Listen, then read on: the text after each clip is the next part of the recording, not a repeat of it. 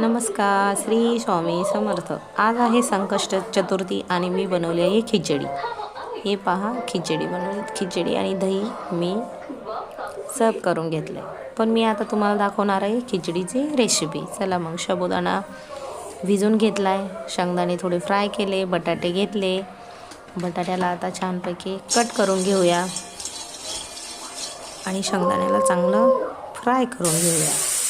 शेंगदाणे आता मस्त फ्राय झाले, बटाटा पण कट झाले. बटाट्यामध्ये थोडं कढईमध्ये तूप टाकलं, तुपामध्ये बटाटा टाकला आणि छान त्याला मस्तपैकी फ्राय करून घेऊया. तोपर्यंत शेंगदाणे बारीक केलं, मिक्सरमध्ये त्याचा कूट बारीक करून घेऊया. शेंगदाणे मस्त फ्राय करून झाल्यानंतर त्याला छानपैकी बारीक करून घेतलं.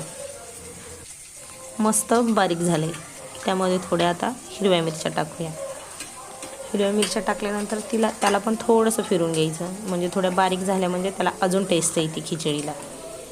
तसं ते मोठे असल्या म्हणजे खाता येत नाही. आणि हे पहा, मी टाकला आहे मिरच्याचा कूट त्याच्यामध्ये. मिरची आणि शेंगदाणे दोन्ही मिक्स आहे. वेगळा थोडा शेंगदाण्याचा कूट ठेवला होता, म्हणजे कसं खिचडी सुटसुटीत होती.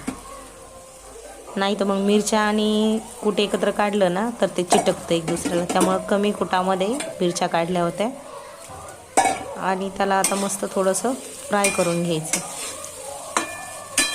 आता थोडा कूट कमी पडल्याने वाटतंय, म्हणून मी आता काय करते, थोडासा कूट टाकून घेते वरून, म्हणजे कसं होईल, थोडं मोकळं होईल सुटसुटी. खिचडीला थोडंसं हलवून घ्यायचं. 10-15 मिनटं लागतात थोडीशी. आणि अशा प्रकारे त्याला 10-15 मिनटं फ्राय करून झाल्यानंतर थोडं त्याच्यामध्ये नमक टाका, थोडं झाकण ठेवा. खिचडी तयार झाली आहे. दही आणि खिचडी मी खायला घेतली आहे. तुम्ही पण रेसिपी ट्राय करून बघा आणि मला सांगा कसं झालं आहे.